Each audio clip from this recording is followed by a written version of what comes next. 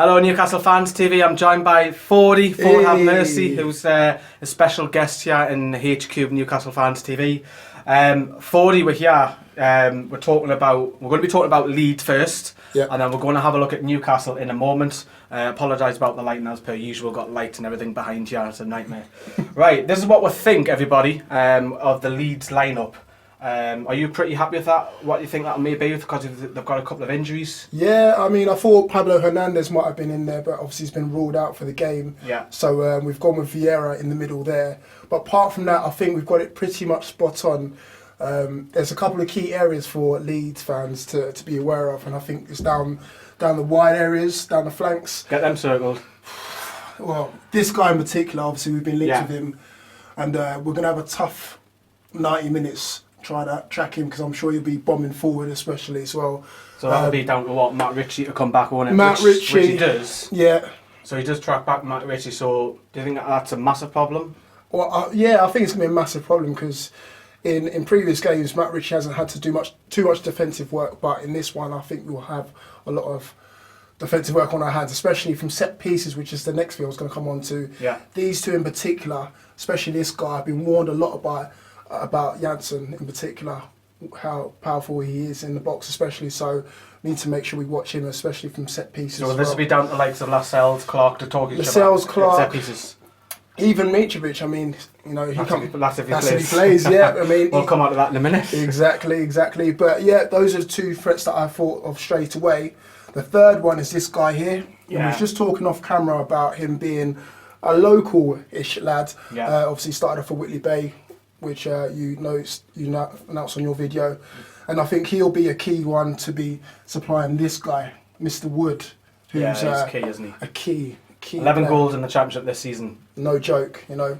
So he's obviously he's a bit of a journeyman. Yeah. Didn't quite make it in the Premier League, but this kind of level, the championship is his level, and he scores goals for fun. How's the Newcastle defence going to stop?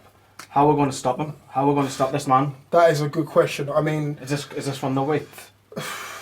I mean, hopefully from the width. Yeah, as I said before, the key to Leeds' attack is stopping this, supplying this right here.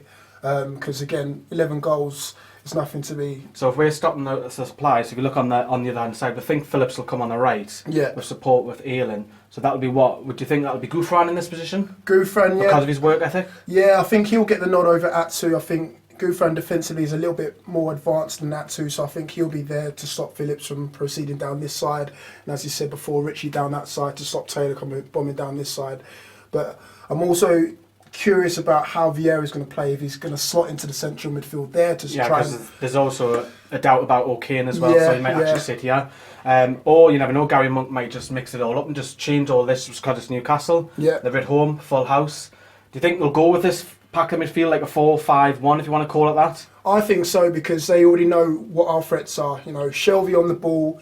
Obviously, Gary Monk knows a lot about him from his Swansea days. He will do, yeah. So you will want to pack out that midfield, stop Shelvey from getting on the ball from early, and then obviously hopefully to stop. Is this down to Vieira then to get onto Shelvey, because he's going to be, we think, the most forward player out of the midfield? Yeah, obviously, I think they're going to try and hit us on the counter-attack, but they're going to sit back, I think, in the first 20 minutes. I always say in my videos, the first 20 minutes is crucial, so sitting back in the first 20 minutes, making sure they frustrate us, and then trying to hit us on the counter-attack with the likes of Vieira, and then obviously down the flanks as well. They're in great form, aren't they? Sixth in the league, form. One defeat and sixth in the last 6. Yeah. Including the cup game as well, so they're in absolutely blistering form. Shall we get on to Newcastle? Yeah. Let's get on to tune. Do you want to talk us through the team that we think that's going to be, Fordey? Yeah, so we decided to go with Darla in goal. Pretty much a no-brainer with that one. Same back four as usual. Gone with Anita instead of Yedlin. I think we need more defensive colour, whereas Yedlin's good going forward, but again, defensively he's just not up to it. Yeah, I have to agree, yeah. In midfield, we've decided to go with Hayden as opposed to Colback. Why is that? One? Do you have your thoughts? Why Hayden? I think Hayden, only because I interviewed Colback today, and usually when they put up a player, they go with the opposite player, so that's my reason behind it, but either one would do. Something that I picked up on, every time he's been in the side this season, we've won. Okay. Every time Colback's been in as well, we've won as well. I don't want to jinx things, but I think, personally for me, I think Colback's better at away from home. Yeah. Because he's that little terrier, isn't he? He's all over the place. Hayden's like neat and tidy. So I think he will go Hayden, but I wouldn't be too surprised if Colback comes in. I think that's the least surprised I would be out of everybody. Yeah.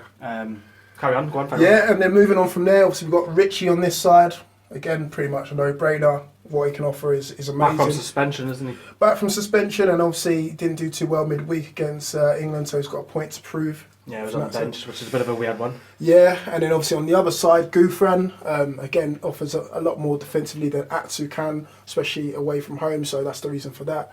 And then we've gone with Diame instead of Perez behind Gale. This is never. Everyone's not going to be happy whoever goes in there, are they? Yeah. There's a mixture of like, I want Perez in, or people want, I want Diarma in, and then it's the same. I want Gale in, I want Mitrovic in. So again, we're both agreeing that it's not going to be two of them up top. It's going to be just Gale, you think? Yeah, just one up front for now, I think. So harsh on Mitrovic?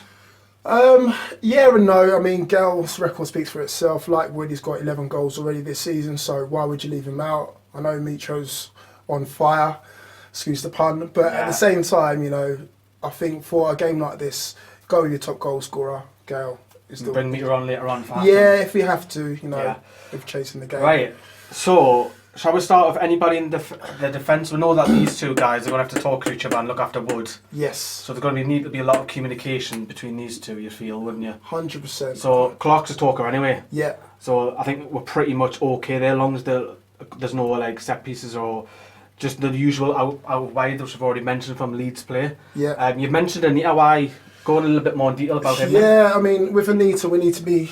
Why not Yedlin? What's the key difference between the two? I think with Yedlin, he loves to bomb on forward, but again, going back, he'll get caught out. And the only thing that gets him into the side is his pace, for me, personally. So having someone like Anita on the ball, cool, calm, collected, knows what to do, is always in the right place at the right time. So that's why I would go with Anita, and especially with the likes of, you know, Taylor bombing forward and other players shifting around. I think. Since I've got you on the channel, don't you get him a new contract?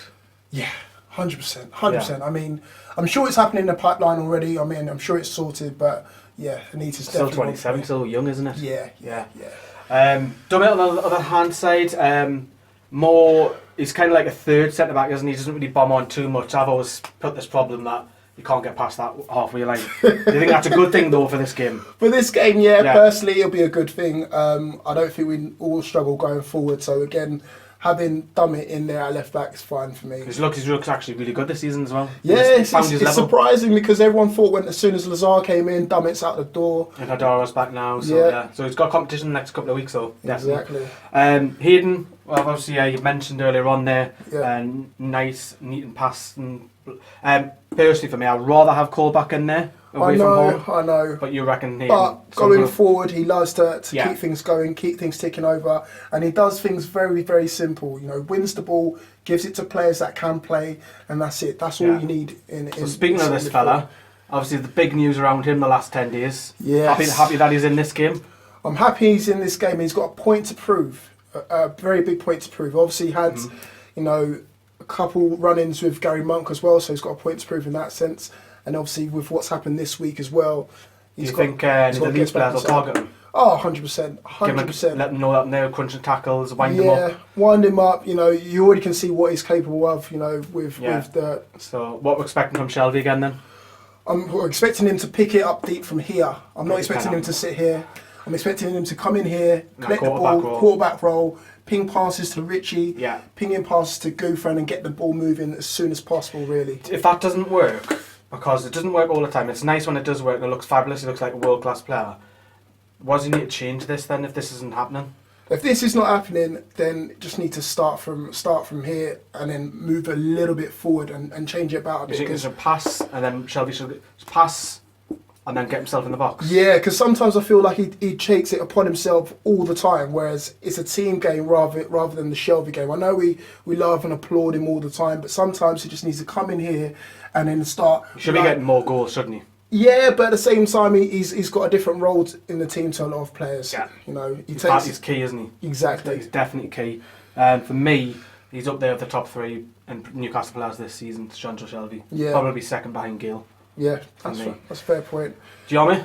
I want to see a lot more from this guy. I always give him stick about being Sissoko in disguise, and so far he hasn't let me down. Seriously, hasn't let me down. I need to see a lot more from this guy, a lot more goals to the game, to his game. He's only got 3 goals so far this season.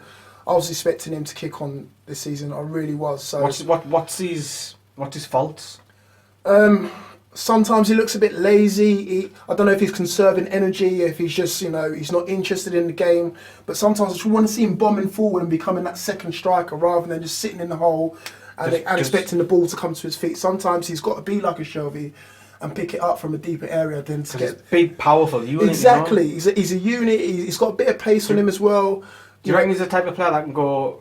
like literally, well, knock players out, but like shove them out the way and burst a gut in the box? I think he can, but at the same time, when he loses the ball, that's the thing that bothers me the most. His head's down. He doesn't bother tracking back. Yeah, so that's what you want to see in a player. Yeah, you might lose the ball, but again, you want to see people winning it back, making slide challenges, and bringing it back into play. Well, obviously, people think it'll be Diame, but do you think Perez is actually better in that position? If you had to pick one of them right now. If I was to pick one of them right now, I wouldn't know who to go with because 50-50. Yeah, Perez is the same. Sometimes he's a bit too lightweight. Again, his heart's in the right place, so he gives a lot more effort than Diame. But it's 50-50. It wouldn't surprise me if Rafa went in and got a new number 10 altogether. Yeah, in that position there. Going across over here, I'll get out of the way. Yeah. Why Gouffran ahead of Atsu? Gouffran again. Was the offer? Yeah, I mean, similar to Anita, he's good going back and forwards. So back and forward, yeah. Definitely. Work rate and he scored a few worldies this season as well. So expecting him to cut in again after usual. Yeah, and it wouldn't even surprise me if he popped up with a goal on Sunday as well. So that's the reason why he gets the nod ahead of Atsu. So that will probably be the same with, I'm guessing, Richie on the other side, tracking back. Yeah. With over that side. We know that Richie will like to come in this kind of area. Yeah. Do we need to see more this way though? Yeah, that's two things that winds me up about Richie, and you might disagree with me. One, he doesn't go past enough players, and then two, he's fiery, isn't he? Yeah. Oh, he argues with anything. Yeah, exactly. Sometimes, whether it's a throw in, he goes off it, doesn't he? Oh man, sometimes you just need to chill out, and that again, that might be his downfall in this game or a game in the future. So, two things again: getting forward, bursting past the player and just whipping it in. Obviously, he's great at crossing, but just needs to calm down sometimes. What does Gale need from Richie? He just needs first-time balls in the box. Feed Gale and he'll score. I mean, because this kind of area is him, isn't it? Yeah. Fox in the box. But also, I'd love to see Gale in behind goal. I think we've seen it in was it the Barnsley game? Yeah, the second goal. It was like that Tino goal against Liverpool. That was it. Behind the defence, Gale running onto it. From Richie. That's what we want to see. That's what I want to see more personally. So from this kind of area, from the midfield, whoever it may be, over the top. Exactly. Try something different. I mean, if you look at it, we've got pace to burn. Diana's no slouch. Gouffran can run. Gale, pretty much odds on with Usain Bolt to win 100 metres anytime soon. So again, we've got pace to burn, so I don't see why we don't utilise it. It's going to be a good game, isn't it? Oh, fantastic game. Give everybody a scoreline prediction then. So I went with 2-1, so I'm going to stick with 2-1. I'm going to go for 1-1. Of course, let us know what you think and your thoughts down there below. And thank you very much, Fordey, for coming on the channel. Cheers. Thank you very much. Bye.